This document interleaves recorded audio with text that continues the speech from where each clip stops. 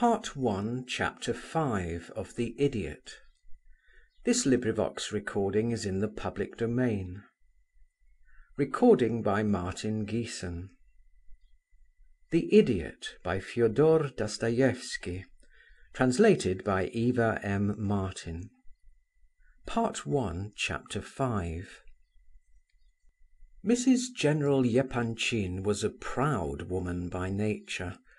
What must her feelings have been when she heard that Prince Muishkin, the last of his and her line, had arrived in beggar's guise, a wretched idiot, a recipient of charity, all of which details the general gave out for greater effect.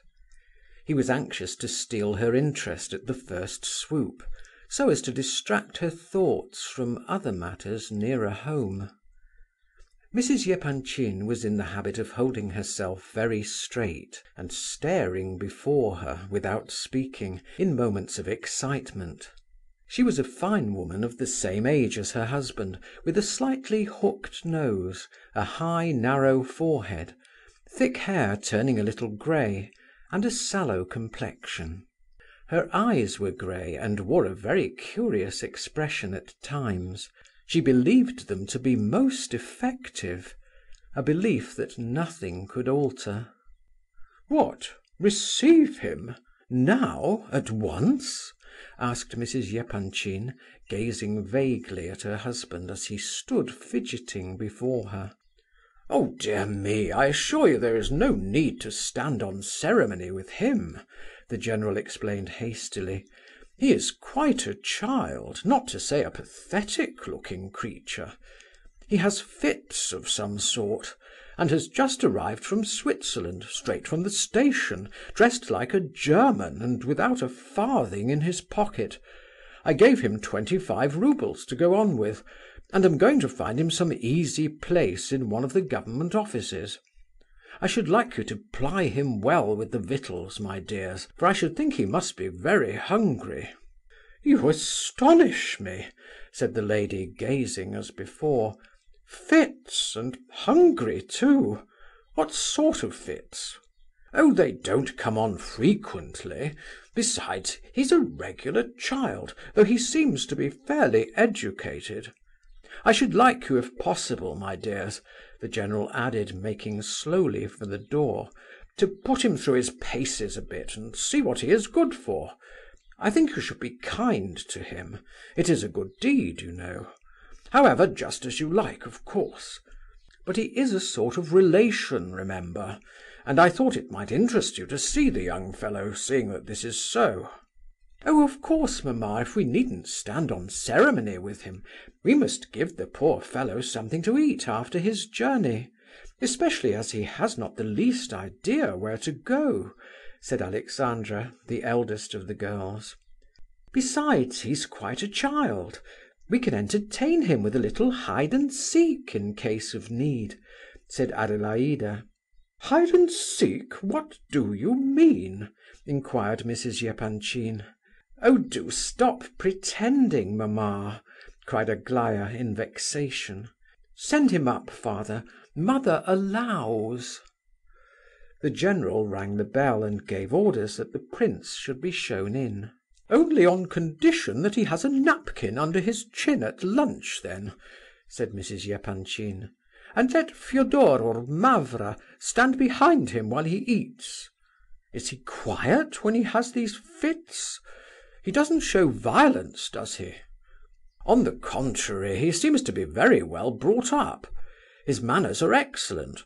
But here he is himself. Here you are, prince. Let me introduce you, the last of the Muishkins, a relative of your own, my dear, or at least of the same name. Receive him kindly, please. They'll bring in lunch directly, prince. You must stop and have some. But you must excuse me. I'm in a hurry. I must be off." "We all know where you must be off to," said Mrs. Epanchin in a meaning voice. "Yes, yes, I must hurry away. I'm late. Look here, dears, let him write you something in your albums. You've no idea what a wonderful calligraphist he is, wonderful talent. He has just written out Abbot Pafnute signed this for me. Well, au revoir. Stop a minute. Where are you off to? Who is this abbot?" cried Mrs. Epanchin to her retreating husband in a tone of excited annoyance. "Yes, my dear, it was an old abbot of that name. I must be off to see the count. He's waiting for me. I'm late. Goodbye. Au revoir, prince." And the general bolted at full speed. "Oh yes, I know what count you're going to see," remarked his wife in a cutting manner, as she turned her angry eyes on the prince.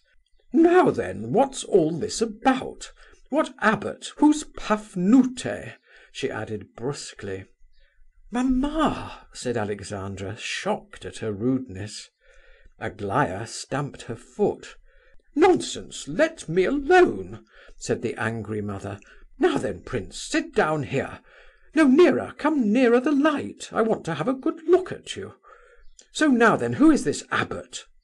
"Abbot Pafnute," said our friend seriously and with deference. "Pafnute, yes, and who was he?" Mrs. Epanchin put these questions hastily and brusquely, and when the prince answered, she nodded her head sagely at each word he said. "The abbot Pafnute lived in the 14th century," began the prince. "He was in charge of one of the monasteries on the Volga, about where our present Kostroma government lies. He went to Oryol and helped in the great matters then going on in the religious world. He signed an edict there, and I have seen a print of his signature. It struck me, so I copied it. When the general asked me in his study to write something for him to show my handwriting, I wrote, 'The abbot Pafnute signed this,' in the exact handwriting of the abbot. The general liked it very much, and that's why he recalled it just now." "Aglaya, make a note of Pafnute, or we shall forget him. And where is this signature?" "I think it was left on the general's table." "Let it be sent for at once." "Oh, I'll write you a new one in half a minute," said the prince, "if you like." "Of course, mamma," said Alexandra, "but let's have lunch now. We are all hungry." "Yes, come along, prince," said the mother. "Are you very hungry?" "Yes, I must say that I am pretty hungry, thanks very much." "I like to see that you know your manners, and you are by no means such a person as the general thought fit to describe you. Come along. You sit here opposite to me," she continued. "I wish to be able to see your face. Alexandra, Adelaida, look after the prince. He doesn't seem so very ill, does he? I don't think he requires a napkin under his chin after all. Are you accustomed to having one on, prince?" "Formerly, when I was 7 years old or so, I believe I wore one, but now I usually hold my napkin on my knee when I eat." Of course. And about your fits?" "Fits?" asked the prince, slightly surprised. "I very seldom have fits nowadays. I don't know how it may be here, though. They say the climate may be bad for me." "He talks very well, you know," said Mrs. Epanchin, who still continued to nod at each word the prince spoke. "I really did not expect it at all. In fact, I suppose it was all stuff and nonsense on the general's part, as usual. Eat away, prince, and tell me where you were born and where you were brought up. I wish to know all about you. You interest me very much." The prince expressed his thanks once more, and eating heartily the while, recommenced the narrative of his life in Switzerland, all of which we have heard before. Mrs. Epanchin became more and more pleased with her guest. The girls, too, listened with considerable attention. In talking over the question of relationship, it turned out that the prince was very well up in the matter, and knew his pedigree off by heart. It was found that scarcely any connection existed between himself and Mrs. Epanchin. But the talk, and the opportunity of conversing about her family tree, gratified the latter exceedingly, and she rose from the table in great good humour. Let's all